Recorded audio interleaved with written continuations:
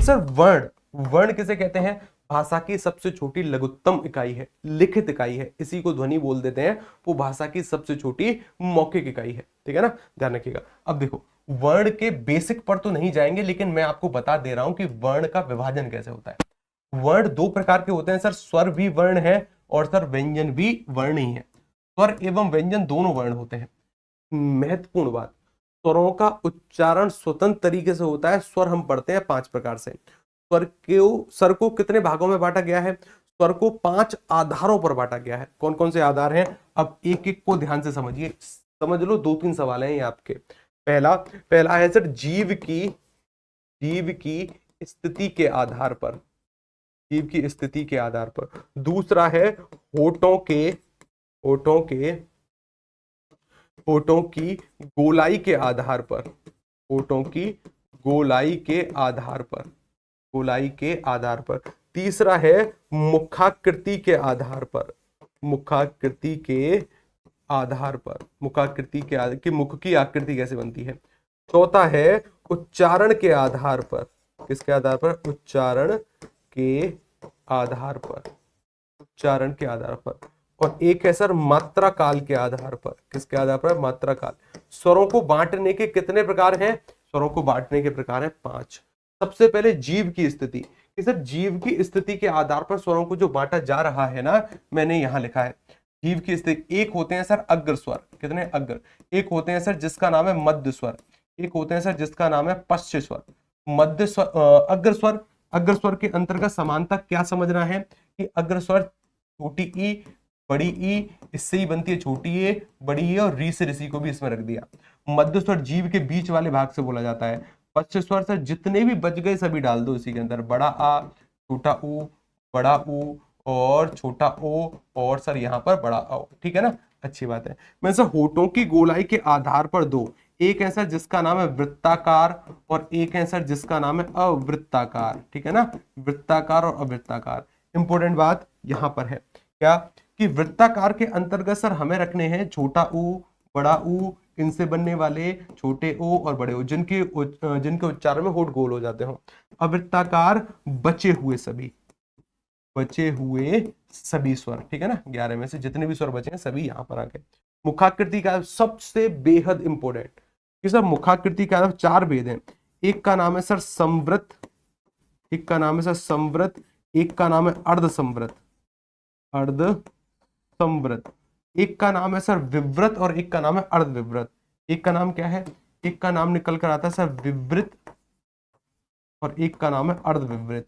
ये कुल मिलाकर सर यहाँ पर कितने भेद होते हैं? 4।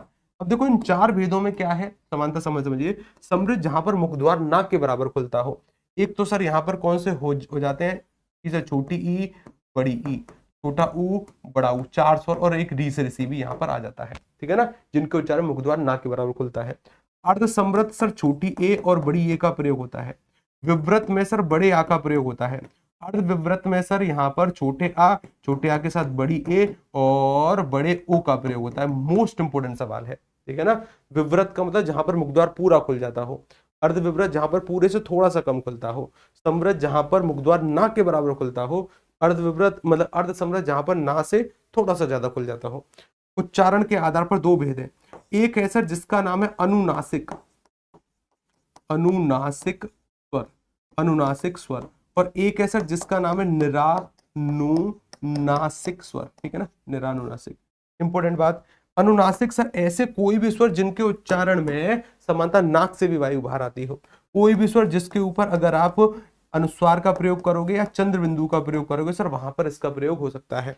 मैंने कहा निरानुनासिक ऐसे समानता लिखे हुए सर जिसके ऊपर अनुस्वार या चंद्र बिंदु नहीं है, जितने भी स्वर है ना वो सभी निरानुनासिक। मोस्ट इंपोर्टेंट मात्रा काल, मात्रा काल को देखो मैंने यहां पर लिख रहा हूं। मात्रा काल के आधार पर स्वर कितने प्रकार के होते हैं आपको देखना है कि सर एक होते हैं ह्रस्व स्वर, एक होते हैं सर दीर्घ स्वर, एक होते हैं सर जिसका नाम है प्लुप्त स्वर। मात्रा काल के आधार पर स्वरों के भेद कितने हैं? 3। महर्षि पढ़नी ने अष्टाध्यायी नामक पुस्तक में इनके बारे में जानकारी दी है, ठीक है ना। अब देखो कि सर अगर मैं बातचीत करूं ह्रस्व स्वर ऐसे स्वर जिनके उच्चारण में एक मात्रा का समय लगता हो, छोटी ई, छोटा छोटी, छोटा ऊ और री से ऋषि, इन्हीं को मूल स्वर भी कहते हैं, इन्हीं को ह्रस्व स्वर भी कहते हैं, ठीक है ना। इन्हें एकल स्वर भी कहते हैं, सबसे पहले बनने वाले स्वर। दीर्घ स्वर, दीर्घ स्वर के अंतर्गत पूरा ध्यान लगाओ कि दीर्घ स्वर में हमें क्या करना है, एक करना है बड़ा आ, एक करना है बड़ी ई, एक करना है बड़ा ऊ। इन तीनों को तो रखिए एक बॉक्स में, ठीक है ना। इसके बाद हमें क्या करना है कि इसके बाद हमें यहाँ पर देखो एक छोटी ये भी दीर्घ स्वर है, बड़ी ये भी है, छोटा ओ भी है और बड़ा ओ।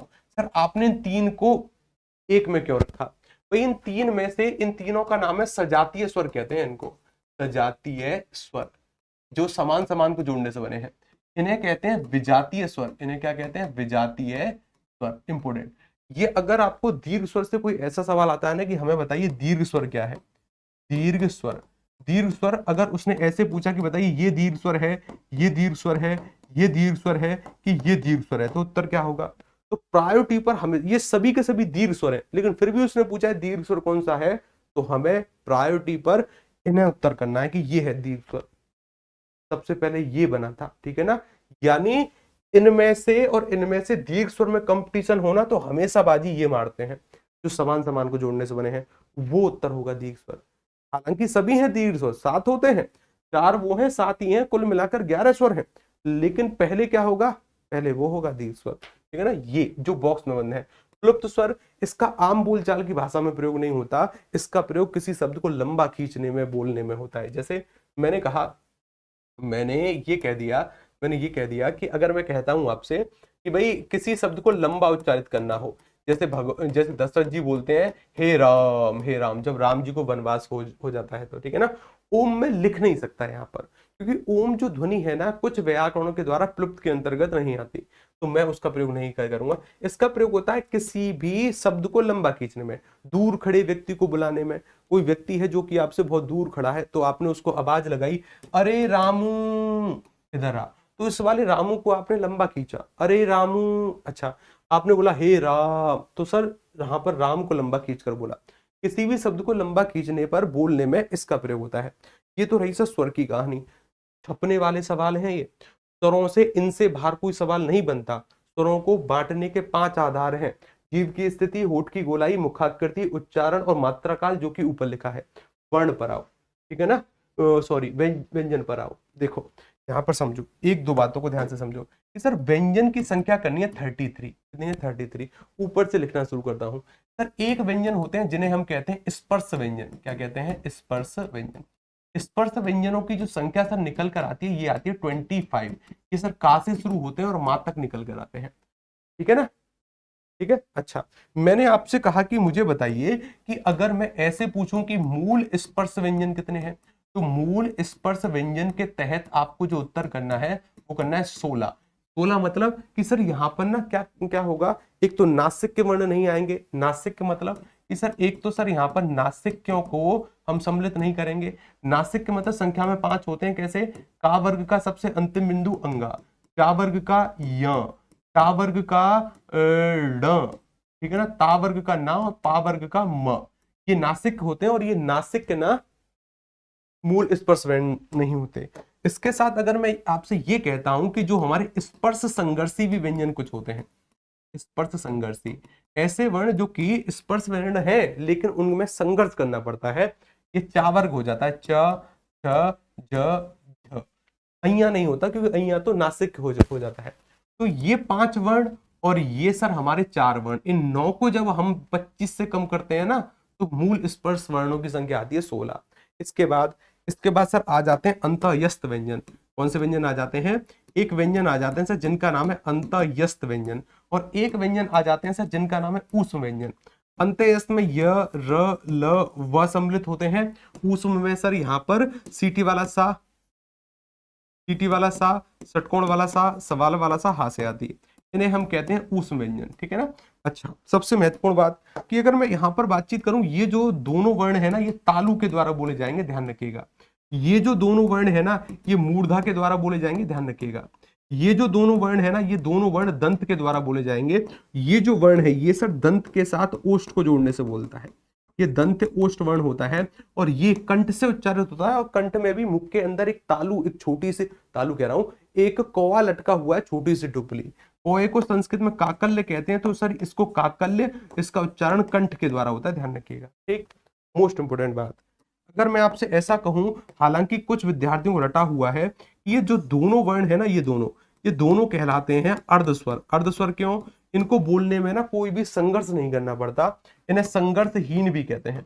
क्या कहते हैं इनको? संघर्षहीन वर्ण भी कहते हैं। मोस्ट इंपोर्टेंट बात, अगर मैं आपसे ऐसा कहूं कि मुझे बताइए कि रा का जो उच्चारण होता है ना, रा के उच्चारण में जिह्वा में कंपन होता है। क्या होता है? कंपन। इसी के आधार पर इसको प्रकंपी या प्रकंपित व्यंजन कहते हैं, ध्यान रखिए।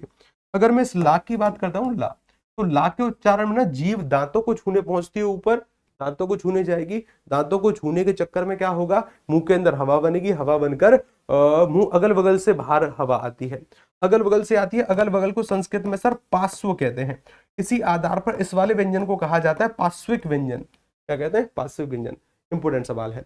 मैंने कहा कि एक और कैटेगरी में निकलकर वर्ण हमारे यहाँ पर आ जाएंगे, जिनका नाम क्या होगा? जिनका नाम क्या होगा? संयुक्त व्यंजन। और ये जो संयुक्त व्यंजन होंगे ना, संयुक्त व्यंजन, ये सर समानता 4 होंगे। एक होगा कि जब सर हम आधे का के साथ षटकोण वाले सा को जोड़ेंगे तो छतरी वाला छा बनेगा। जब हम आधे ता के साथ रा को जोड़ेंगे तो सर एक त्रय बनेगा। जैसे हम आधे जा के साथ अइया को जोड़ेंगे तो सर एक बनेगा सर हमारा ज्ञ। और जब सर हम आधे सीटी वाले सा के साथ रा को जोड़ेंगे तो सर हमारा बनेगा श्रेय। तो कुल मिलाकर ये 4 हमारे संयुक्त व्यंजन निकल कर आ रहे हैं। ये 4 हमारे संयुक्त व्यंजन होते हैं, भी बेहद इंपोर्टेंट तरीके से ध्यान रखना है। एक और होते हैं सर जिनका नाम है अयोग भा। अयोग भा मतलब जिनसे किसी का भी बोझा ढोया नहीं जाता। अयोग वाह क्या होते हैं सर? एक होते हैं अयोग वाह। और अयोग वाह के बारे में अगर बातचीत करें, ये इस शब्द की उत्पत्ति ऐसे हुई है। आ है, आ के साथ सर यहाँ पर योग है, योग के साथ यहाँ पर वाह या फिर वहन करने वाला। ठीक है ना, मैंने यहाँ पर चलो वाह ही लिख दिया है आसानी के लिए, कि जिनसे किसी का भी बोझा, तो वाह का अर्थ होता है वहन करना, ढोना। योग मतलब बोझा या जोड़ना, कि सर आ का मतलब नहीं, जिनसे किसी का बोझा ढोया नहीं जाता। यानी ना तो जो स्वर है और ना ही जो व्यंजन है, ना तो स्वर का बोझा ढोया गया ना ही व्यंजन का। 2 होते हैं, एक होता है सर ये, और एक ये होता है ये नासिक के द्वारा, ये कंठ के द्वारा उच्चारित होता है विसर्ग। मोस्ट इंपोर्टेंट सवाल है, ठीक है ना। अब मुझे नहीं लगता कि कोई कांस्टेबल की परीक्षा इससे ज्यादा पूछ सकती है। एसआई की भी परीक्षा में लगभग यहीं से सवाल आते हैं, ठीक है ना, लगभग यहीं से। स्क्रीनशॉट लो, कुछ भी लो, ये आपकी जिम्मेदारी, आपकी जिम्मेदारी, ठीक है ना।